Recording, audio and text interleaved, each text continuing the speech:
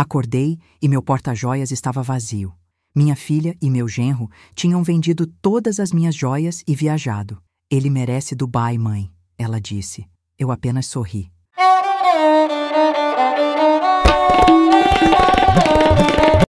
12 dias depois, eles voltaram. Eu tinha preparado uma surpresa muito maior para eles. Quando ela viu, caiu de joelhos no chão. Meu nome é Carmen, tenho 71 anos, e aquela manhã de quinta-feira começou como todas as outras nos últimos meses, com o peso sufocante de quem vive na própria casa, mas se sente apagada nela. Abri os olhos devagar. O relógio marcava 9h17 da manhã. A luz fria de julho entrava pela janela entreaberta do meu quarto, o único lugar onde ainda me sentia em casa. Estranhei não ouvir a voz estridente de Patrícia gritando ao telefone, nem o barulho da cafeteira que Lorenzo ligava todas as manhãs. Nada. Só silêncio. Um silêncio que me fez levantar da cama com o coração acelerado. Calcei os chinelos de veludo gastos e caminhei até a porta. Abri devagar, quase com medo. O corredor estava vazio, esquisito. Normalmente Patrícia já estava acordada a essa hora, espalhando suas bolsas caras pela sala, deixando perfume francês no ar, falando alto sobre as unhas, o cabelo, a próxima viagem. Mais nada. Silêncio absoluto. Fui até a sala e tudo parecia normal. Os móveis estavam no lugar, a televisão desligada, as cortinas abertas. Respirei aliviada, mas algo estava errado. Senti. Caminhei até o meu quarto novamente e foi ali que meu mundo desmoronou. A cômoda antiga de mogno, onde eu guardava meu porta-joias de madeira entalhada, estava com a gaveta aberta, vazia. Meu coração despencou. Corri até lá, abri todas as gavetas, uma por uma. Nada. O porta-joias que meu falecido marido, Eduardo, me deu no nosso aniversário de 30 anos de casamento. Vazio. Completamente vazio. As alianças de ouro que pertenceram à minha mãe, sumidas. O colar de pérolas que Eduardo me deu no nosso aniversário de 25 anos, sumido. O broche de safira da minha avó, que atravessou 3 gerações, sumido. O anel de rubi que usei no meu casamento, sumido. Minhas mãos tremeram. Senti as pernas fraquejarem. Segurei na beira da cama para não cair. Foi quando vi, em cima do criado mudo, um pedaço de papel dobrado ao meio. Peguei com as mãos geladas. Abri. A letra era de Patrícia, minha única filha. Mãe, a gente precisava do dinheiro com urgência. O Lorenzo sempre sonhou em conhecer Dubai. Ele merece. Vendemos suas joias. Não se preocupe, você não usa mais mesmo. São só enfeites velhos. Voltamos em 12 dias. Beijos. Li uma vez. 2, 3. Meu corpo inteiro começou a tremer. Não eram enfeites velhos. Era a história de 50 anos de casamento. Era o legado da minha mãe, da minha avó.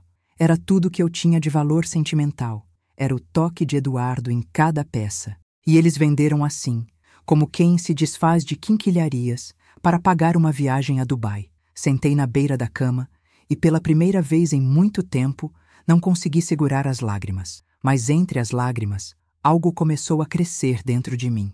Algo que eu não sentia há anos. Raiva. Raiva pura, gelada, calculada. Se você quer saber como essa história termina, se inscreva no canal e ative o sininho, porque o que aconteceu depois ninguém esperava, nem eles. Mas para entender como cheguei até aqui, preciso voltar no tempo. Preciso contar como tudo começou, porque ninguém acorda um dia e percebe que foi traída. Isso acontece devagar, tão devagar que quando você finalmente enxerga, já é tarde demais. 2 anos antes daquele dia terrível, eu ainda acreditava que tinha uma família de verdade. Acreditava que estava envelhecendo cercada de amor, de carinho, de respeito. Que ilusão! Foi num sábado de fevereiro, ensolarado, quente, daqueles em que o ar parece pesar no peito, que Patrícia apareceu na minha porta com ele pela primeira vez. Lorenzo. Eu estava no jardim regando as violetas quando ouvi o portão ranger. Levantei os olhos e lá estava ela, minha filha, radiante. Usava um vestido amarelo estampado, sandálias de salto, cabelo solto caindo nas costas, e ao lado dela, um homem alto, moreno, de óculos escuros, sorriso largo, muito largo. Mãe, esse é o Lorenzo, o amor da minha vida. Ela disse com aquele brilho nos olhos que eu não via desde que ela era adolescente. Ele me abraçou apertado, daquele jeito exagerado. Dona Carmen, Patrícia fala tanto da senhora. Que honra conhecer a mãe dessa mulher incrível. A voz dele era grave, firme, confiante, caloroso demais, atencioso demais, perfeito demais. Mas eu quis acreditar, porque mãe sempre quer acreditar no melhor, não é mesmo? Eduardo tinha falecido 4 anos antes de câncer no pâncreas. Foi rápido, brutal, doloroso. Ficou apenas 3 meses entre o diagnóstico e o último suspiro. A casa ficou grande demais, silenciosa demais. Seus chinelos ainda estavam ao lado da cama. O relógio dele ainda marcava a hora que parou. Ver minha filha feliz de novo parecia ser tudo o que eu precisava para voltar a respirar direito. Os primeiros meses foram encantadores. Lorenzo vinha me visitar toda semana. Trazia flores, consertava coisas que estavam quebradas há anos. A torneira da cozinha que pingava, a dobradiça da porta do quarto que rangia. Dona Carmen, a senhora não pode viver assim. Deixa eu cuidar disso, ele dizia sorrindo. Patrícia ficava ao lado dele, olhando com adoração. Ele trabalhava como gerente comercial numa empresa de cosméticos, dizia ganhar bem, falava de planos, de crescer na carreira, de dar uma vida confortável para Patrícia. Mãe, ele é diferente de todos os outros, Patrícia me disse numa tarde enquanto tomávamos café na varanda. Ele me respeita, ele me valoriza. Eu sorri, segurei a mão dela.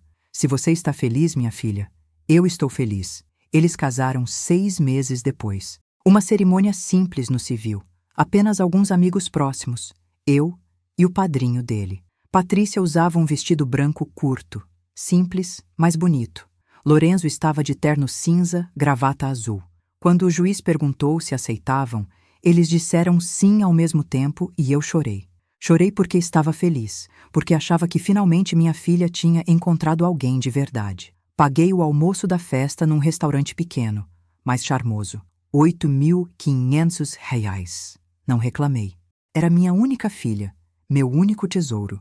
Depois do casamento, eles alugaram um apartamento no centro da cidade. Viviam vindo me visitar. Domingos, feriados, sempre juntos. Lorenzo ajudava nas compras do mercado, carregava as sacolas pesadas, trocava lâmpadas, pintava paredes. Dona Carmen, a senhora é como uma mãe para mim também, ele dizia abraçando meu ombro. E eu acreditava. Até que começaram os pedidos. Primeiro foi sutil, quase imperceptível. Mãe, a gente está apertado esse mês. O aluguel subiu. Você pode emprestar 3.000? A gente devolve no próximo mês. Emprestei sem pestanejar. Era minha filha. Nunca devolveram. Depois foi o carro que quebrou. 7.000 dirhams para o conserto. Mãe, você pode ajudar? É urgente. O Lorenzo precisa do carro para trabalhar. Ajudei. Nunca vi recibo. Depois foi um curso que Lorenzo precisava fazer para ser promovido. 5.500 roles. Depois foram despesas médicas de Patrícia, exames, consultas, tratamentos que nunca vi comprovante. Ao longo daqueles 2 anos, emprestei 42.000 dirhams que nunca voltaram. E a cada empréstimo, eles ficavam mais à vontade, mais donos, mais exigentes. As visitas foram diminuindo. Quando vinham, era sempre pedindo algo ou reclamando de alguma coisa. Mãe, sua casa está tão antiga. Por que você não reforma? Mãe, esse sofá está velho. Você precisa trocar. Comecei a me sentir julgada, avaliada, como se minha casa, minha vida, meu jeito de viver não fossem bons o suficiente. Mas eu engolia as críticas porque não queria ser a mãe chata, a velha teimosa que não aceita mudanças. E então veio aquele pedido, o último, o pedido que mudou tudo. Foi numa terça-feira à noite. Eles apareceram sem avisar, coisa que já estava virando hábito. Lorenzo sentou no sofá da sala com aquela postura de quem já tinha decidido tudo. Patrícia ficou ao lado dele, em silêncio. Mãe, a gente precisa de uma grana. Importante. Para investir num negócio que vai mudar nossa vida. Quanto? Perguntei cansada. 25.000 dirhams. Engoli seco. Patrícia, eu já emprestei muito. Vocês não devolveram nada ainda. Lorenzo suspirou alto, impaciente. Dona Carmen, a gente sempre ajudou a senhora aqui. A gente conserta as coisas. Vem te visitar. Cuida. Eles não ajudavam em nada. Eu pagava minhas próprias contas. Eles apenas apareciam quando precisavam de algo. Mas não disse nada porque já tinha aprendido que minha voz não importava mais. Neguei os 25.000 reais. A casa ficou gelada. Patrícia mal falou comigo depois disso. Lorenzo parou de vir. As ligações ficaram raras, curtas, frias. E então, uma semana depois, acordei naquela quinta-feira de julho e meu porta-joias estava vazio. Eles tinham levado tudo, cada joia, cada memória, cada pedaço da minha história, para pagar Dubai, para pagar os sonhos dele. Ninguém me preparou para esse tipo de traição. A que vem de dentro de casa, a que vem de quem você criou, alimentou, amou incondicionalmente. Mas eu aprendi. Aprendi que amor não é sinônimo de permissão para abusar.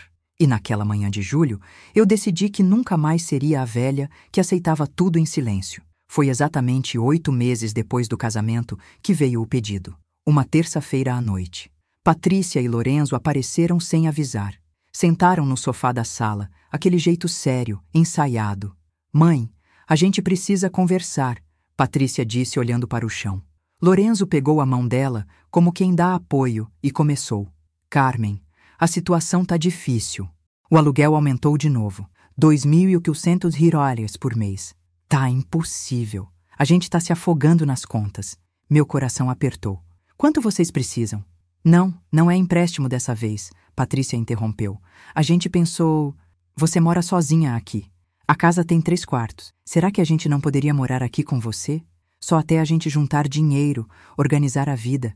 Uns 6 meses, no máximo. Fiquei em silêncio. 6 meses. Temporário. Minha filha precisando de ajuda. Mãe, seria tão bom. A gente ajudaria com as despesas, faria companhia para a senhora. Pensei em Eduardo. Essa casa tinha 3 quartos vazios juntando poeira, silêncio, solidão. Olhei para Patrícia. Minha única filha. Claro, minha filha. Podem vir. A casa é grande mesmo. Patrícia me abraçou apertado. Mãe, muito obrigada. A gente promete que não vai dar trabalho. Lorenzo apertou minha mão com aquela força exagerada. Carmen, a senhora não vai se arrepender.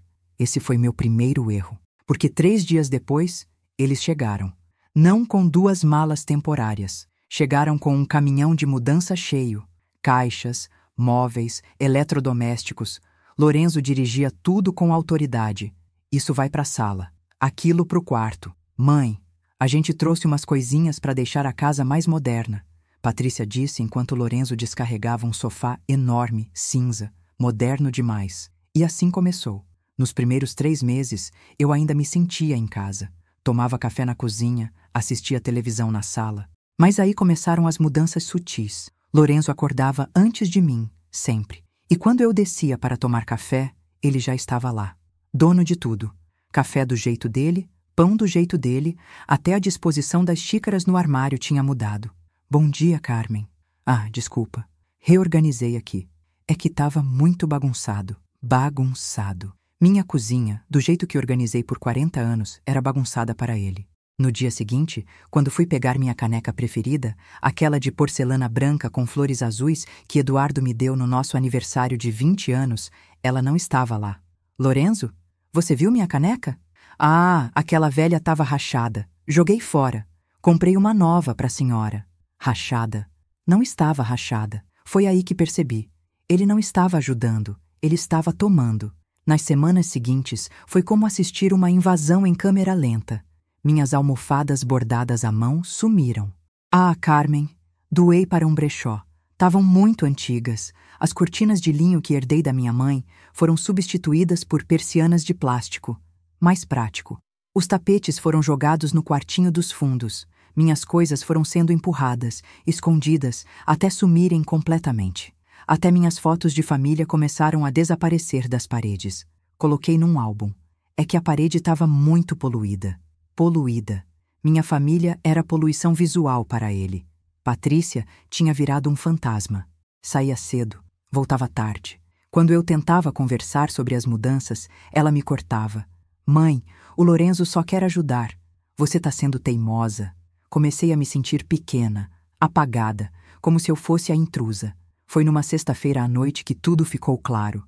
Eu estava no meu quarto lendo, ouvi risadas vindas da sala. Lorenzo estava ao telefone. Deixei a porta entreaberta. A voz dele era alta demais. Não, irmão, tá tudo no caminho certo. A velha é mole, dá tudo o que a gente pede. As joias praticamente já são nossas. Ela só dorme num quarto. O resto é tudo comandado por mim. Não, ela não vai fazer nada. É daquelas velhinhas que tem medo de ficar sozinha. A Patrícia é tudo para ela. Meu sangue gelou. Ouvi cada palavra, cada risada. Entendi que eu não era mais a dona daquela casa. Eu era a velha mole que atrapalhava os planos deles. Fechei a porta devagar, sentei na cama. Senti raiva de mim mesma por ter deixado chegar até ali. Mas junto com a raiva veio dignidade. Eu não ia mais ser a velha mole. E 3 semanas depois, numa quinta-feira de manhã, acordei e meu porta-joias estava vazio. Passei o resto daquela quinta-feira sentada no chão frio do meu quarto. Não chorei mais. As lágrimas tinham secado, mas o vazio dentro do peito continuava. Olhava para as paredes, para o porta-joias vazio em cima da cômoda e tentava entender como deixei chegar até aqui, como não vi os sinais mais cedo, como fui tão cega. Quando o sol começou a se pôr, levantei com dificuldade. As pernas doíam, o corpo todo doía. Fui até o banheiro, lavei o rosto com água gelada. Olhei no espelho. A mulher que me encarava de volta parecia ter envelhecido 10 anos numa manhã. Cabelos desarrumados, olhos inchados, pele pálida. Mas nos olhos havia algo diferente. Não era só tristeza, era raiva. E raiva, eu descobri naquele momento, pode ser um combustível poderoso. Peguei o telefone. Precisava fazer algo. Não podia ficar parada. Pensei em ligar para a polícia, mas o que ia dizer? Minha filha vendeu minhas joias? Ela morava aqui. Tecnicamente tinha acesso. Seria minha palavra contra a dela. E mesmo que provasse, o que adiantaria? Eles já tinham vendido tudo. O dinheiro já estava gasto em passagens, hotéis, restaurantes caros em Dubai. Sentei na beirada da cama e fiquei ali, olhando para o nada quando ouvi a campainha tocar. Levantei devagar, desconfiada. Olhei pelo olho mágico. Era a Dona Teresa, minha vizinha de mais de 15 anos. Baixinha, cabelos brancos presos num coque, óculos de grau grosso pendurados no pescoço por uma correntinha. Ela segurava uma travessa coberta com um pano de prato. Abri a porta. Carmen, pelo amor de Deus, o que aconteceu aqui? Vi eles saindo ontem de noite com malas enormes. Achei estranho. Eles foram viajar, Teresa. Minha voz saiu fraca, quebrada. Viajar? Mas por que você tá com essa cara? Aconteceu alguma coisa? Não consegui segurar. Desabei. Contei tudo. A casa invadida por eles, as mudanças forçadas, os pedidos de dinheiro, a conversa que ouvi pelo telefone onde Lorenzo me chamou de velha mole, e agora as joias. Todas. Vendidas para pagar Dubai. O rosto de Teresa ficou vermelho de indignação. Ela entrou sem pedir licença, colocou a travessa na mesa da cozinha, puxou uma cadeira e me fez sentar. Come. Você precisa comer. Obedeci. Nem senti o gosto do bolo de fubá que ela trouxe, mas engoli porque ela insistiu. Teresa ficou ali, olhando para mim com aquela expressão que misturava pena e raiva. Então ela disse algo que começou a mudar tudo. Carmen, tem uma coisa que você precisa saber. Sobre o Lorenzo. Meu coração acelerou. O quê? Teresa puxou a cadeira para perto. Baixou a voz como se as paredes pudessem ouvir. Uns meses atrás, eu estava na feira. Ouvi 2 mulheres conversando no corredor das verduras. Uma delas comentou sobre um homem que tinha aplicado um golpe na sogra. Vendeu as joias da velhinha e fugiu com a esposa. O homem se chamava Lorenzo Medeiros. Meu sangue gelou. Eu não botei fé na hora. Pensei, deve ter mais de um Lorenzo por aí. Mas depois, quando vi ele saindo da sua casa, sempre todo arrumado, gastando dinheiro como se estivesse abrindo uma torneira, enquanto você ficava cada vez mais quieta, mais apagada, comecei a desconfiar. Carmen, pesquisa o nome dele na internet. Lorenzo Medeiros. Pesquisa. Peguei o celular com as mãos tremendo. Abri o navegador. Digitei o nome completo dele. E o que apareceu me fez perder o ar. Notícias. Várias notícias. Homem investigado por golpe contra idosa em Belo Horizonte. Genro vende bens da sogra e desaparece com dinheiro. Família denuncia golpista que se passa por genro carinhoso. Cliquei numa das matérias e lá estava ele. A foto dele. Mais novo, cabelo diferente, mas era ele. Lorenzo. A matéria dizia que ele tinha aplicado o mesmo golpe em pelo menos 2 famílias. Entrava como namorado, conquistava a confiança, casava, morava na casa, vendia tudo e sumia com a esposa. A última vítima tinha sido a própria tia dele, uma senhora de 74 anos que ficou sem nada. Denunciou, mas Lorenzo fugiu para outra cidade antes da polícia agir. E essa outra cidade era aqui, onde eu morava, onde ele conheceu minha filha. Senti a sala girar. Ele fez isso com a própria tia. Teresa assentiu séria. E agora fez com você. Fiquei em silêncio, processando. Patrícia sabia? Era possível que minha filha soubesse e tivesse aceitado mesmo assim? Ou ela era só mais uma vítima dele? Uma idiota apaixonada, cega, manipulada? Não importava, porque naquele momento, olhando para aquelas notícias na tela do celular, algo dentro de mim acordou. Não era mais só raiva, era determinação. Lorenzo achou que eu era mais uma velha indefesa, mais uma vítima fácil. Ele errou, porque eu tinha 12 dias. 12 dias até eles voltarem, e eu não ia desperdiçar um segundo. Olhei para Teresa. Você pode me ajudar? Ela sorriu. Um sorriso pequeno, mas firme. Pode apostar que sim. E foi ali, naquela cozinha simples, com a única vizinha que se importou, que o plano começou a nascer. Eles me tiraram tudo, mas esqueceram de uma coisa. Eu ainda tinha minha mente, minha vontade e recursos que eles nem imaginavam. Na quarta-feira de manhã, acordei com um propósito que não sentia há anos. Não era mais raiva cega, era clareza, frieza, estratégia. Tomei banho, me arrumei, passei batom pela primeira vez em meses. Olhei no espelho e disse para mim mesma: você tem 12 dias, use cada minuto. A primeira ligação foi para o Dr. Augusto Ferreira, um advogado que Eduardo conhecia há décadas. Ele tinha ajudado com o inventário quando meu marido morreu. Era sério, competente, direto. Dona Carmen, quanto tempo? Como posso ajudá-la? Contei tudo do começo ao fim. A invasão silenciosa, os empréstimos, a venda das joias, a viagem para Dubai. Ele ouvia em silêncio, só interrompendo para fazer perguntas pontuais. Quando terminei, ele suspirou fundo. Dona Carmen, legalmente é complicado. Ela é sua filha, morava na casa. Não tinha uma procuração revogada ou divisão formal de bens. Mas o quê? A casa está em nome de quem? Meu, só meu. Quando Eduardo morreu, deixou tudo para mim. Patrícia nunca foi incluída na escritura. Silêncio do outro lado. Então a casa é inteiramente sua. Nenhuma parte dela pertence a Patrícia. Correto? Sim. E você tem quanto de patrimônio além da casa? Respirei fundo. Era hora de revelar o que nem Patrícia sabia. Tenho uma conta poupança que Eduardo deixou. Ele não colocou no inventário porque tinha aberto em sigilo como reserva de emergência. 420 mil. Ouvi Dr. Augusto prender a respiração. Dona Carmen, sua filha sabe disso? Não, nunca contei. Eduardo fez questão de deixar separado justamente para eu ter segurança. Ele sempre disse: Carmen, se um dia você precisar recomeçar, use isso. Entendi. E quanto vale a casa hoje no mercado? A última avaliação há 2 anos foi 800 mil reais, mas o bairro valorizou. Deve estar perto de 890 mil reais. Silêncio novamente. Depois, Dr. Augusto disse, pausado: Dona Carmen, eu vou ser direto com a senhora.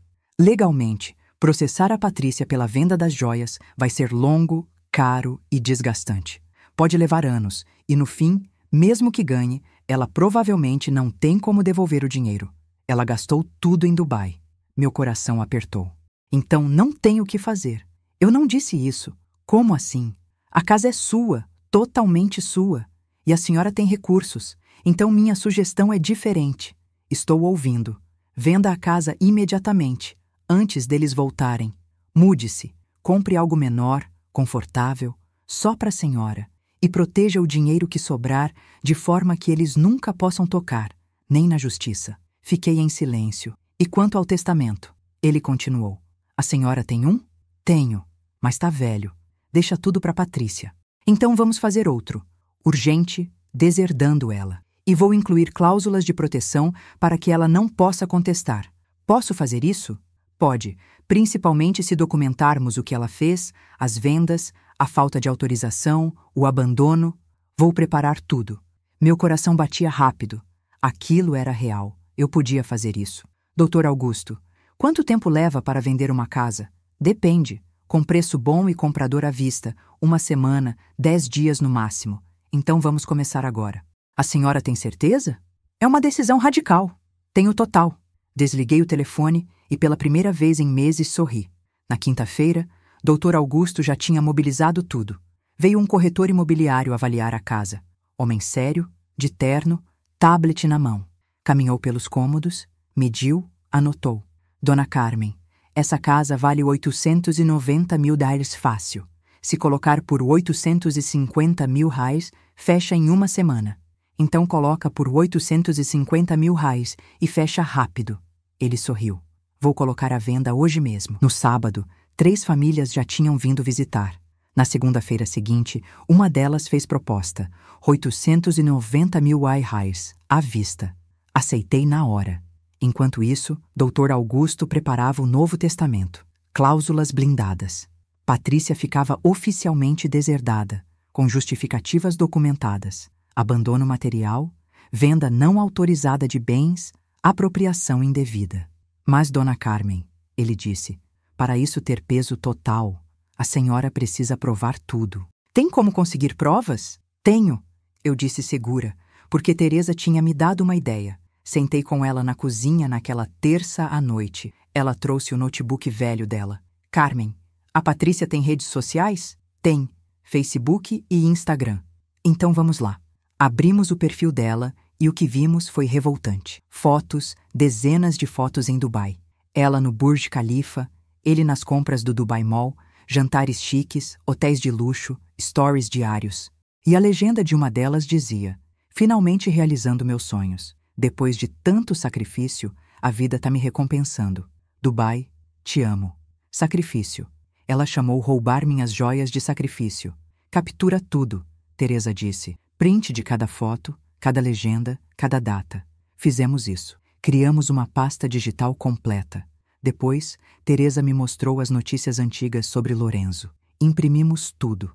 Boletins de ocorrência de outras vítimas, relatos, fotos. Isso aqui é ouro, Carmen. Prova que ele é reincidente. Dr. Augusto recebeu tudo, montou um dossiê e registrou um boletim de ocorrência formal contra Patrícia e Lorenzo. Apropriação indevida, estelionato familiar, dano moral. Não vai prender eles na hora, ele disse, mas vai pesar muito. Na sexta-feira da segunda semana, a casa foi vendida. $890 mil depositados na minha conta. Comprei um apartamento no bairro vizinho, menor, 2 quartos, sacada com vista para o parque, moderno, confortável. Nosso quer dizer, meu. Custou $280 mil. Sobraram $610 mil. Somados aos $420 mil da poupança, eu tinha $1.030 mil. Dr. Augusto me ajudou a investir tudo de forma blindada. Aplicações em meu nome, com cláusulas que impediam qualquer tentativa de penhora ou divisão forçada. Nem se ela processar por abandono afetivo consegue tocar nisso, Dr. Augusto garantiu. Nos últimos 3 dias antes deles voltarem, me mudei. Móveis novos, simples, mas bonitos. Sofá de linho bege, mesa de jantar redonda, prateleiras cheias de livros novos, quadros que eu escolhi. Tudo novo, tudo meu. Teresa me ajudou a organizar tudo, e no último dia, ela preparou um presente especial para Patrícia. Uma pasta grossa, organizada, com divisórias coloridas. Dentro, cópias das notícias sobre os golpes de Lorenzo, prints das fotos de Dubai, cópia do boletim de ocorrência, cópia do Novo Testamento, cópia da escritura da casa vendida, notificação extrajudicial exigindo devolução dos $180 mil. Quando ela abrir isso, Teresa disse sorrindo, vai cair para trás. Eu sorri também, porque pela primeira vez em anos eu estava no controle. Na noite antes deles chegarem, sentei na sacada do meu apartamento novo, tomando um chá de camomila. Olhei para a cidade iluminada lá embaixo, respirei fundo e pensei, amanhã eles voltam e descobrem que a velha Molly acordou. Mas antes de adormecer, meu celular vibrou. Era Teresa. Carmen, preciso te contar uma coisa. Agora. Pode descer? Estou na portaria. Desci de elevador com o coração acelerado. Teresa estava no hall de entrada, segurando uma sacola de papel. Tinha acabado de conversar com a dona Irene, aquela vizinha do fim da rua. Você sabia que a Patrícia tentou pegar dinheiro emprestado com ela também? Meu sangue gelou. Como assim? Teresa me puxou para os sofás do lobby. Senta. Isso é pior do que a gente pensava. Ela abriu a sacola e tirou uma pasta. Dona Irene me deu isso hoje à tarde. São documentos, cópias de cheques, recibos, mensagens. A Patrícia pediu 15.000 gaus emprestados para ela há 4 meses. Disse que era para um tratamento médico urgente seu, que você tinha câncer e precisava de uma cirurgia particular. Senti a sala girar. Câncer? Eu não tenho câncer. Eu sei. Dona Irene também descobriu que era mentira. Ela foi na sua casa procurar você, mas só encontrou o Lorenzo. Ele confirmou a história, disse que você estava internada, que era grave, que vocês precisavam de ajuda. Dona Irene emprestou o dinheiro na hora. E ele nunca devolveu? Nunca. E tem mais. Teresa virou as páginas da pasta. Aqui, olha. Mensagens do WhatsApp entre a Patrícia e uma mulher chamada Simone. Comecei a ler e meu estômago embrulhou. Simone, consegui mais 15.000 herdares da vizinha idiota. Lorenzo tá genial com essa história do câncer. A velha nem desconfia de nada. Parabéns, amiga. Tá vendo? Eu te disse que funcionaria. Quando vocês vão para Dubai? Semana que vem. Já vendemos as joias da minha mãe. Conseguimos 180.000. Com o dinheiro da Irene e das outras velhas que o Lorenzo trabalhou, já temos mais de 250.000. Outras velhas? Minha voz saiu trêmula. Teresa assentiu. Simone é amiga da Patrícia desde a adolescência. Pelo que consegui descobrir, ela já ajudou o Lorenzo em outros golpes. Ela que ensinou ele a se aproximar de mulheres mais velhas, vulneráveis, viúvas. Senti náusea. Quantas? Quantas pessoas eles enganaram? Teresa mostrou mais papéis. Pelo menos 3 que eu consegui rastrear. Uma senhora de 78 anos em Campinas perdeu 30.000 reais. Outra em Santos, 25.000 reais. E tinha uma tia do Lorenzo também, a que apareceu nas notícias. Todas com a mesma desculpa. Doença grave, cirurgia urgente, investimento que ia multiplicar o dinheiro. Fiquei em silêncio, processando. Minha filha, minha única filha. Não era só uma vítima manipulada por Lorenzo. Ela era cúmplice, ativa, planejando, mentindo, roubando. Teresa segurou minha mão. Carmen, tem mais uma coisa. Você precisa saber. Hesitei. Pode falar. Dona Irene também me contou que ouviu uma conversa entre o Lorenzo e a Patrícia uns 2 meses atrás. Eles estavam no carro, na frente da casa. A janela estava aberta. Ela ouviu o Lorenzo dizendo que depois de Dubai, vocês 3 iam morar juntos numa casa maior, que você ia vender sua casa e dividir o dinheiro com eles, que era o mínimo que você podia fazer depois de tudo. Meu coração doeu. Eles já tinham planejado tudo. Não era só as joias, era a casa também. Era tudo. Patrícia respondeu rindo. Teresa continuou. Ela disse, minha mãe é tão boba, tão carente, que aceita qualquer coisa. Ela tem medo de ficar sozinha. A gente só precisa pressioná-la depois da viagem. Ela vai ceder. Lágrimas começaram a descer pelo meu rosto. Não de tristeza, mas de raiva. De uma raiva profunda, fria, que queimava por dentro. Teresa me abraçou. Eu sei que dói. Mas você precisa saber de tudo isso para se proteger. Voltei para o apartamento com a pasta nas mãos. Sentei na cama, abri cada documento, li cada mensagem, cada recibo, cada prova de que minha filha não era quem eu pensava. Ela não tinha sido enganada por Lorenzo. Ela tinha escolhido esse caminho, conscientemente, friamente. Peguei o celular e liguei para o Dr. Augusto. Ele atendeu no 3º toque, voz sonolenta. Dona Carmen? São quase meia-noite. Tudo bem? Desculpa a hora, doutor, mas descobri coisas novas, graves. Preciso adicionar ao processo. Estou ouvindo. Contei tudo. Dona Irene, os 15.000, as mensagens, as outras vítimas, a conversa no carro. Dr. Augusto ficou em silêncio por alguns segundos. Depois disse, pausado, isso muda tudo. Não é mais só uma questão civil de deserdação. Isso é crime. Estelionato, associação criminosa. Vou preparar uma representação criminal também. Pode fazer isso mesmo depois de ter vendido a casa e me mudado? Pode. Na verdade, isso fortalece seu caso. Você se protegeu antes que eles pudessem aplicar o golpe final. Amanhã, quando eles ligarem, grave a conversa. Tudo que eles disserem pode ser usado como prova.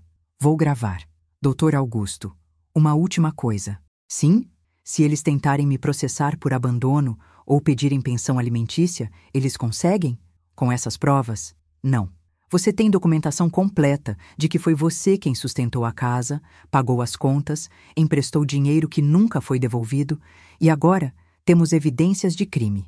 Eles não têm base legal nenhuma. Desliguei o telefone e fiquei olhando pela janela. A cidade dormia lá embaixo, luzes piscando, carros raros na avenida. Lembrei de quando Patrícia era pequena. 5 anos, cabelo preso em Maria Chiquinha, correndo pelo quintal atrás de borboletas. Eu nunca imaginei que aquela menina se transformaria nisso. Mas então, lembrei também de Eduardo, das noites em que ele segurava minha mão e dizia: Carmen, você é mais forte do que imagina. Se um dia precisar escolher entre ser amada e ser respeitada, escolha o respeito, porque amor sem respeito é prisão. Na manhã de sexta-feira, o dia que eles voltariam, acordei cedo. Me arrumei. Vesti uma blusa branca, calça jeans escura, sapato baixo confortável. Passei batom, prendi o cabelo, olhei no espelho e sorri. A mulher que me encarava de volta tinha postura, tinha brilho nos olhos. Não era mais a velha mole. Peguei a pasta preta que Teresa tinha preparado, agora ainda mais grossa com os novos documentos. Coloquei na bolsa. Liguei o gravador do celular e deixei pronto, porque eu sabia que a qualquer momento o telefone tocaria. E quando tocasse, eles iam descobrir que subestimaram a mulher errada. A ligação chegou às 15h30 daquela sexta-feira. Eu estava na sacada do apartamento tomando um chá de erva doce quando o celular vibrou. Número desconhecido. Ativei o gravador como o Dr. Augusto tinha orientado e atendi. Alô? Mãe, pelo amor de Deus, era Patrícia. A voz dela estava desesperada, aguda, quebrada. Ouvi barulho de vento, carros, buzinas ao fundo. Ela estava na rua. Estou ouvindo, Patrícia. Mãe, o que está acontecendo? A gente chegou na casa e tem gente morando lá. Uma família estranha abriu a porta. Eles disseram que compraram a casa. Isso é loucura, né? Alguém invadiu. Mãe, liga para a polícia. Respirei fundo. Contei até 3. Ninguém invadiu, Patrícia. Eu vendi a casa. Silêncio do outro lado. Um silêncio tão pesado que quase consegui ouvir o mundo dela desabando. A senhora o quê? Eu vendi a casa. R$ 890.000 à vista. Negócio fechado há 1 semana. A senhora não pode ter feito isso. Aquela casa é nossa, da família. Minha voz saiu gelada, firme. Era minha, Patrícia. Só minha. Você nunca foi incluída na escritura. E família? Família não vende as joias da própria mãe para viajar para Dubai. Ouvi a respiração dela acelerar. Depois, a voz de Lorenzo ao fundo, histérica. O quê? O que ela fez? Patrícia estava em pânico. Mãe, espera. A gente pode conversar. Foi um erro, tá? A gente não pensou direito, mas a senhora não pode vender a casa onde a gente vai morar. Isso não é mais problema meu. Como assim não é seu problema? Eu sou sua filha. E eu era sua mãe, mas você me tratou como lixo. Lorenzo arrancou o telefone dela. A voz dele entrou na ligação, gritando. Dona Carmen, a senhora tá louca? A senhora não pode fazer isso com a gente. A gente tem direitos. Direitos? Respondi com uma calma que até me assustou. Vocês têm direito a uma visita na delegacia, porque eu registrei boletim de ocorrência por apropriação indevida, estelionato e dano moral. E tenho todas as provas necessárias. A senhora não tem prova nenhuma. Tenho. Prints de todas as fotos de Dubai que vocês postaram com o dinheiro das minhas joias. Tenho as notícias sobre seus golpes anteriores, Lorenzo. Tenho os recibos dos 15.000 derraires que vocês pegaram da dona Irene com mentira sobre meu câncer. Tenho as mensagens entre você e a Simone planejando tudo. E tenho testemunhas. Silêncio. Depois a voz de Patrícia chorosa. Mãe, pelo amor de Deus, onde a gente vai morar? A gente não tem para onde ir. Deviam ter pensado nisso antes. A casa foi vendida. O dinheiro está investido e blindado. Vocês nunca vão tocar nele. Ah, e eu fiz um novo testamento. Você está oficialmente deserdada. Tudo vai para instituições de caridade quando eu morrer. A senhora não pode fazer isso. Posso sim. E já fiz. Agora me façam um favor. Não me liguem mais. Qualquer contato tem que ser através do meu advogado, Dr. Augusto Ferreira. O telefone dele está na notificação extrajudicial que vão receber nos próximos dias, cobrando os 180 mil garralhas das joias mais juros e correção. E desliguei. Fiquei ali parada, segurando o telefone, olhando para a cidade lá embaixo. Meu coração batia forte, mas não de medo, de libertação. Pela primeira vez em anos, eu tinha dito não, tinha me defendido, tinha feito justiça. O telefone tocou de novo. Número bloqueado. Não atendi. Tocou mais 5 vezes. Bloqueei todos os números. Depois começaram as mensagens no WhatsApp. Patrícia implorando, Lorenzo ameaçando, depois Patrícia ameaçando também. Bloqueei os dois. Mudei as configurações de privacidade. Cortei todos os laços de comunicação direta. Teresa apareceu na minha porta 1 hora depois com uma garrafa de vinho. Eles já ligaram? Ligaram. E contei tudo. Teresa sorriu. E como você se sente? Livre. Pela primeira vez em anos. Livre. Sentamos na sacada, tomando vinho, olhando o pôr do sol alaranjado sobre a cidade. Teresa ergueu a taça. A Carmen, a mulher que acordou. Brindamos. E naquele momento, enquanto o sol descia no horizonte pintando o céu de laranja e rosa, eu percebi algo. Eu tinha passado tantos anos tendo medo de ficar sozinha que me tornei prisioneira da minha própria família. Aceitei abusos, desrespeito, roubo, tudo porque achava que estar só seria pior.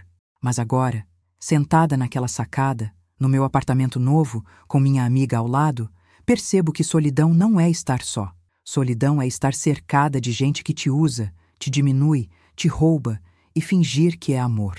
Teresa ficou até tarde. Quando ela foi embora, fiquei mais um tempo na sacada. Peguei o telefone e abri o álbum de fotos antigas. Tinha uma foto de Patrícia com 5 anos, rindo no colo de Eduardo. Outra dela se formando na faculdade. Outra do casamento dela com Lorenzo, eu ao lado segurando o buquê. Apaguei todas, uma por uma. Não por raiva, mas por necessidade.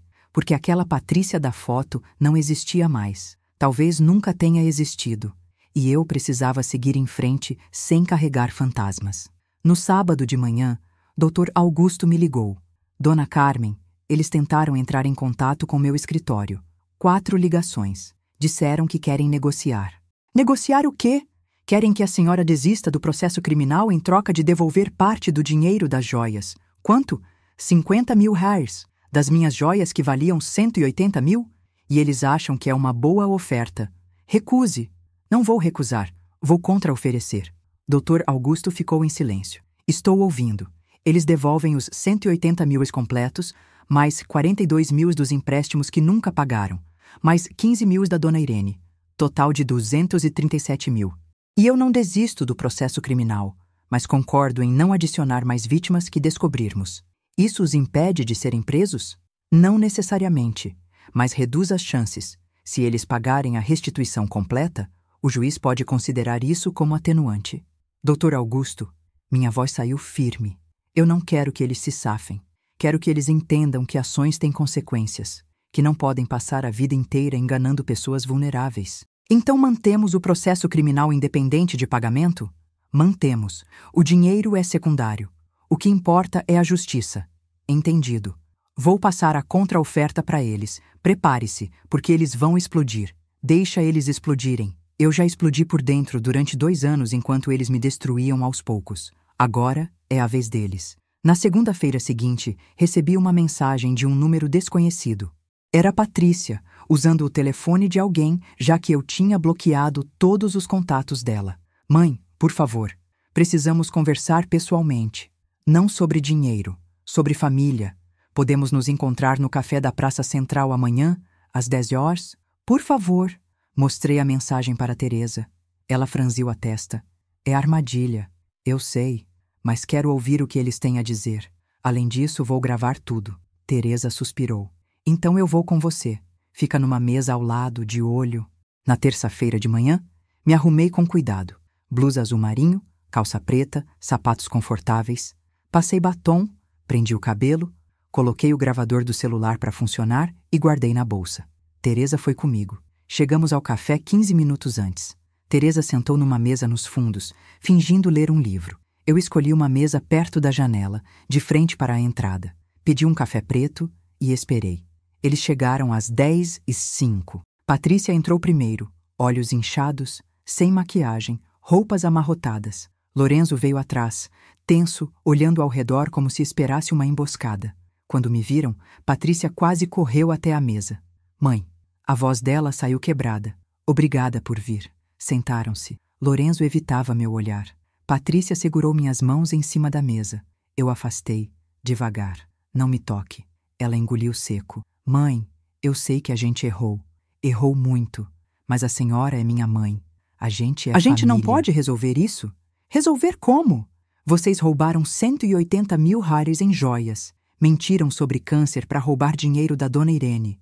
Aplicaram golpes em pelo menos 3 outras pessoas. Planejaram me tirar da minha própria casa. Como exatamente a gente resolve isso, Patrícia? Lorenzo finalmente falou, voz baixa. Dona Carmen, eu sei que não tenho desculpa. Mas a Patrícia não sabia de tudo. Ela foi manipulada por mim. Se a senhora quer processar alguém, processe só eu. Menti, Lorenzo. Eu tenho as mensagens entre você e a Simone. Eu tenho as conversas da Patrícia planejando tudo. Ela sabia. Ela participou. Ela escolheu. Patrícia começou a chorar. Mãe, eu estava desesperada.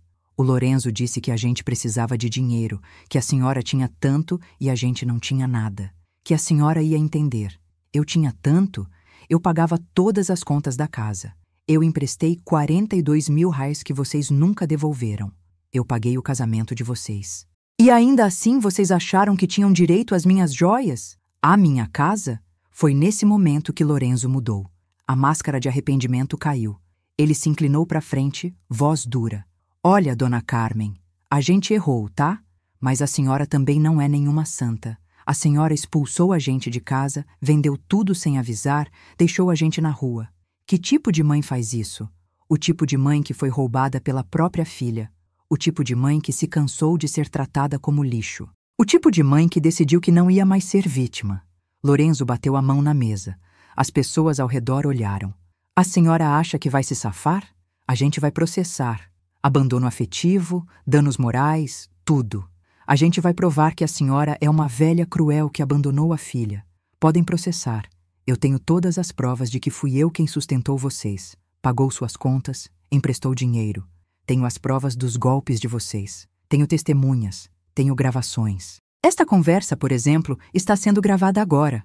O rosto de Lorenzo ficou vermelho. A senhora o quê? É ilegal. Não é. No Brasil, posso gravar conversas das quais participo. E vou entregar tudo para o meu advogado. Patrícia estava pálida. Mãe, por favor, a gente pode devolver o dinheiro. Tudo. Só não faça isso com a gente. A gente não tem para onde ir. Levantei da cadeira, peguei minha bolsa. Vocês deviam ter pensado nisso antes. Agora, se me dão licença, tenho coisas mais importantes para fazer. Mãe! Patrícia gritou. As pessoas olharam de novo. Se a senhora fizer isso, eu nunca mais vou falar com a senhora. A senhora vai morrer sozinha, ninguém vai se importar. Parei, virei para ela. Patrícia, eu já estava morrendo sozinha quando vocês moravam comigo. Sozinha não é estar fisicamente só. Sozinha é estar cercada de gente que não te ama, não te respeita, só te usa. Prefiro 1000 vezes minha solidão física do que a solidão emocional que vocês me causaram. E saí. Teresa me seguiu. Quando chegamos na calçada, ela me abraçou. Você foi incrível. Eu tremia inteira, mas não de medo, de alívio. Acabou, Teresa. Finalmente acabou. Mas ainda tinha um último passo, o mais importante de todos, a revelação final. 2 semanas depois do encontro no café, recebi uma ligação de Dr. Augusto. Dona Carmen, eles aceitaram a contraoferta. Vão pagar os 237 mil reais completos. Querem fazer uma reunião no meu escritório amanhã para assinar o acordo. Vou estar lá. Mas, doutor, o processo criminal continua, certo? Continua. O pagamento não anula os crimes. Só pode ser considerado atenuante na sentença. Perfeito. Na quarta-feira, às 14 horas, cheguei ao escritório de Dr. Augusto. Um prédio antigo no centro, com aquele cheiro característico de papel velho e café forte. A secretária me levou até a sala de reuniões. Uma mesa longa de madeira escura, cadeiras de couro, estantes repletas de livros jurídicos. Patrícia e Lorenzo já estavam lá, sentados de um lado da mesa. Ela tinha os olhos vermelhos, inchados. Ele estava pálido, tenso. Do outro lado, Dr. Augusto organizava documentos. Teresa estava comigo, como testemunha. Sentei-me em frente a eles. Ninguém falou por alguns segundos. Então, Dr. Augusto quebrou o silêncio. Bem, estamos aqui para formalizar o acordo de restituição. Os réus concordam em pagar o valor total de 237 mil araires, divididos da seguinte forma: 180 mil araires referentes às joias, 42 mil araires referentes aos empréstimos não quitados e 15 mil araires referentes ao valor obtido fraudulentamente da senhora Irene Santos. Lorenzo limpou a garganta. A gente não tem esse dinheiro todo agora. Vai precisar ser parcelado. Dr. Augusto olhou para mim. Dona Carmen? Quanto tempo? Perguntei fria. Lorenzo hesitou. 6 meses? 1 ano? A gente consegue 20,000 por mês se eu trabalhar dobrado. Não, 3 meses, 79 mil araires por mês. Caso contrário, não tem acordo. Patrícia explodiu. Mãe, isso é impossível. A gente não consegue juntar esse dinheiro tão rápido.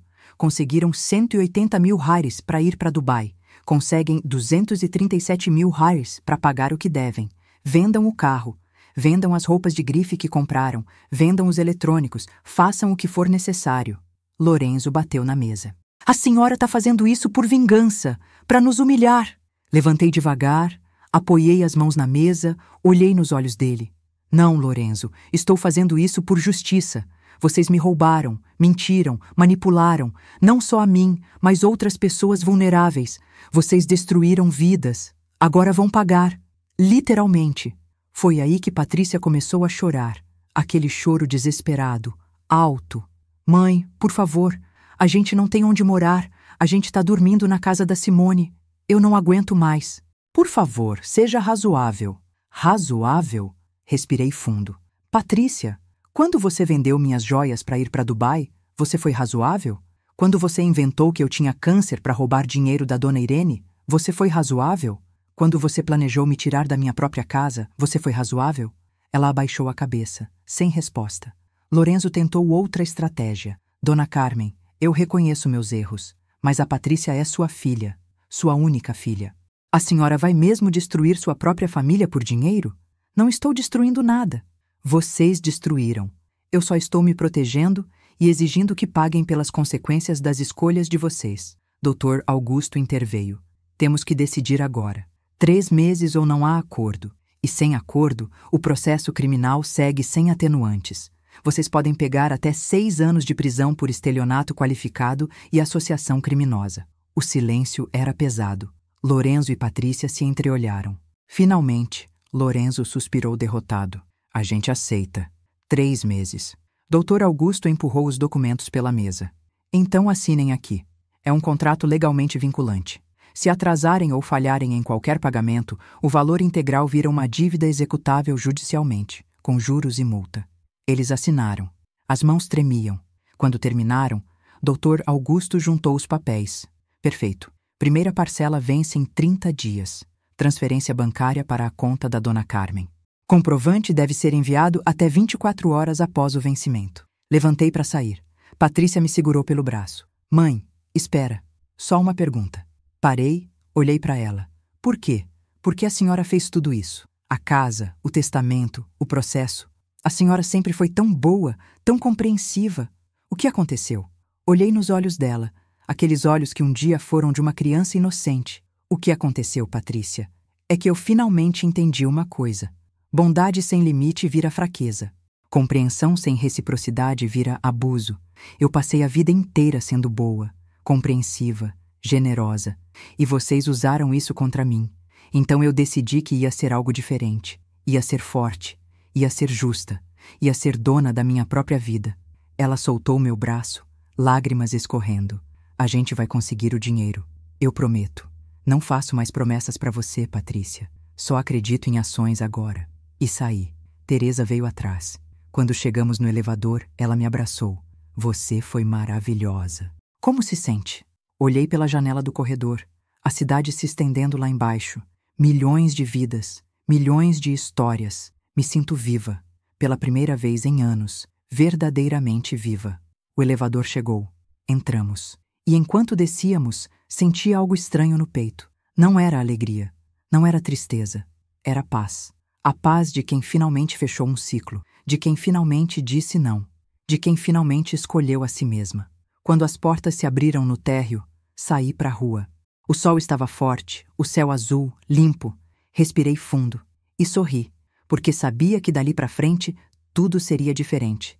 Não melhor necessariamente, mas diferente, honesto, real. 6 meses depois daquele dia no escritório do Dr. Augusto, estou sentada na mesma sacada do meu apartamento, tomando chá de camomila e olhando o pôr do sol. Mas desta vez é diferente. Não tem mais aquele peso no peito, não tem mais aquela angústia, tem paz. Patrícia e Lorenzo pagaram, todas as 3 parcelas. 237 mil reais completos, depositados na minha conta nos prazos estabelecidos. Dr. Augusto me ligou depois de cada pagamento, sempre surpreso. Dona Carmen, eles cumpriram de novo. Parece que estão levando a sério. Descobri depois, através de Teresa, que ainda mantém contato com algumas vizinhas antigas, que eles venderam tudo. O carro importado que Lorenzo amava, as roupas de grife, os eletrônicos caros, até as alianças de casamento. Estão morando num apartamento minúsculo, dividido com a Simone. Lorenzo trabalha em 2 empregos. Patrícia virou garçonete num restaurante. A vida que eles construíram às custas de outras pessoas desmoronou completamente. Parte de mim sente pena. Uma parte pequena, maternal, que ainda lembra da menina de 5 anos correndo no quintal. Mas a parte maior, a parte que cresceu, que amadureceu, que aprendeu, essa parte sabe que foi necessário. Que justiça não é vingança. Justiça é consequência. O processo criminal ainda está em andamento, doutor. Augusto diz que provavelmente vão pegar pena alternativa, serviços comunitários, liberdade condicional. Não vão para a prisão, mas vão ter ficha criminal. Vão carregar isso para o resto da vida. E talvez, só talvez, isso os faça pensar 2 vezes antes de enganar outra pessoa vulnerável. Dona Irene recebeu os 15 mil reais de volta. Ela veio me visitar semana passada, trouxe um bolo de fubá caseiro. Carmen, você é uma guerreira. Obrigada por ter lutado por mim também. Abraçamos. E naquele abraço, senti que tinha feito mais do que me defender. Tinha defendido todas as mulheres idosas que são enganadas, manipuladas, roubadas por pessoas em quem confiam. Minha vida mudou completamente. O apartamento que comprei é pequeno, mas é meu. Cada móvel, cada quadro, cada planta foi escolhida por mim. Ninguém mais me diz como decorar minha casa. Ninguém mais me faz sentir que minhas escolhas são erradas, velhas, inadequadas. Voltei a fazer coisas que tinha abandonado. Entrei num grupo de leitura na biblioteca do bairro. Toda terça-feira, 6 mulheres da minha idade se reúnem para discutir livros. Rimos, choramos, debatemos. É libertador ter conversas onde minha opinião importa, onde sou ouvida, respeitada. Comecei aulas de dança de salão. Sim, aos 72 anos. Eduardo sempre quis que eu fizesse, mas eu tinha vergonha. Agora não tenho mais. O professor, seu Antônio, é viúvo também. Tem 75 anos e uma energia contagiante. Somos apenas amigos, mas é bom ter companhia masculina, sem pressão, sem expectativas, apenas afeto genuíno. Teresa continua sendo minha melhor amiga. Almoçamos juntas todo domingo. Ela me conta das netas, eu conto dos livros que estou lendo. Às vezes passamos horas sem falar de Patrícia ou Lorenzo. Outras vezes, quando o assunto surge, consigo falar sem aquela dor aguda no peito. Virou uma cicatriz. Dói quando encosto, mas não sangra mais. O dinheiro que recuperei está investido. Doutor, Augusto me ajudou a fazer aplicações seguras. Rende o suficiente para eu viver confortavelmente sem preocupações. Doei 50 mil reais para um abrigo de mulheres vítimas de violência doméstica. Outro, 50 mil reais para um lar de idosos. Porque aprendi que dinheiro sem propósito é só papel. Mas dinheiro usado para ajudar quem precisa é transformação. Mudei meu testamento. Agora, além das instituições de caridade, incluí Teresa. Ela protestou, disse que não era necessário. Mas eu insisti. Você esteve comigo quando ninguém mais estava. Você merece. Quanto a Patrícia, não temos contato. Ela tentou me ligar algumas vezes nos primeiros meses. Sempre bloqueei. Dr. Augusto passou recados dela algumas vezes. Mãe, por favor, me dê uma chance de conversar. Mas não estou pronta. Talvez nunca esteja. E aprendi que tudo bem. Que perdão não é obrigatório. Que posso escolher me proteger. Às vezes, nas noites mais silenciosas, me pergunto se fui cruel demais. Se uma mãe de verdade não deveria perdoar sempre, dar chances infinitas, amar incondicionalmente. Mas então, lembro das palavras de Eduardo, aquelas que ele me disse anos atrás. Carmen, amor incondicional não significa aceitar abuso incondicional. E é verdade. Eu amei Patrícia incondicionalmente a vida inteira. Dei tudo o que tinha. Sacrifiquei, perdoei, ajudei. Mas ela escolheu usar esse amor contra mim. Escolheu me ver como fonte de dinheiro, não como pessoa. Escolheu mentir, roubar, manipular. E eu escolhi não mais permitir isso. Não por falta de amor, mas por excesso de respeito próprio. Tem dias difíceis ainda. Dias onde vejo uma mãe com a filha adulta rindo num café e meu coração aperta. Dias onde lembro de quando Patrícia era pequena e ainda me olhava com admiração. Mas nesses dias, Teresa aparece com bolo. Ou seu Antônio me convida para dançar. Ou o grupo de leitura me manda mensagens carinhosas. E percebo que família não é só sangue. Família é quem escolhe ficar, quem escolhe cuidar, quem escolhe amar de verdade. Ontem encontrei uma caixa velha no armário. Dentro, fotos antigas de quando Patrícia era bebê. Eduardo segurando ela no colo, sorriso enorme. Eu amamentando ela, olhar cansado mas feliz. Festas de aniversário, formaturas, casamento. Uma vida inteira em fotografias. Não joguei fora, mas também não coloquei em porta-retratos. Guardei de volta na caixa, no fundo do armário, porque aquelas memórias existiram. Foram reais, mas não definem quem eu sou agora. Não definem quem Patrícia se tornou. São apenas ecos de um passado que não volta. Hoje, enquanto o sol desce pintando o céu de laranja e rosa, penso em todas as mulheres que estão passando pelo que passei. Mulheres sendo manipuladas por filhos, genros, noras, mulheres que têm medo de ficar sozinhas, então aceitam qualquer coisa. Mulheres que confundem amor com permissão para serem maltratadas. E quero dizer a elas, acorde. Antes que seja tarde demais. Antes que roubem não só seus bens, mas sua dignidade, sua voz, sua essência. Você merece respeito. Você merece ser tratada com amor genuíno, não com interesse disfarçado de afeto. E se precisar escolher entre ser amada falsamente ou ser respeitada verdadeiramente, escolha o respeito, sempre. Termino meu chá. O sol finalmente desceu. As luzes da cidade começam a piscar. Levanto, entro no apartamento, fecho a porta da sacada. Amanhã tenho dança de salão de manhã. Almoço com Teresa à tarde, grupo de leitura à noite. Minha agenda está cheia. Minha vida está cheia. De coisas reais, verdadeiras, escolhidas por mim. E enquanto apago as luzes e vou dormir, sorrio. Porque finalmente entendi a maior lição de todas. Nunca é tarde para recomeçar. Nunca é tarde para dizer não. Nunca é tarde para escolher a si mesma.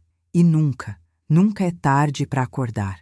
Se essa história te emocionou, se você já se sentiu usada, manipulada ou traída por alguém que dizia te amar, deixe seu comentário aqui embaixo. Conte sua história. Você já viveu algo parecido? Como encontrou forças para se defender? Essa comunidade é um espaço seguro, onde todas nós podemos compartilhar, nos apoiar e lembrar umas às outras que merecemos respeito, dignidade e amor verdadeiro. Não esquece de se inscrever no canal e ativar o sininho de notificações para não perder mais histórias como essa. Histórias de mulheres reais, de mulheres fortes, de mulheres que decidiram acordar. Deixa seu like se você acha que a Carmen fez a coisa certa. E compartilha esse vídeo com alguém que precisa ouvir essa mensagem hoje. Lembra, nunca é tarde para te escolher. Nunca é tarde para recuperar seu poder. Nunca é tarde para dizer, chega. Nos vemos na próxima história. Até breve.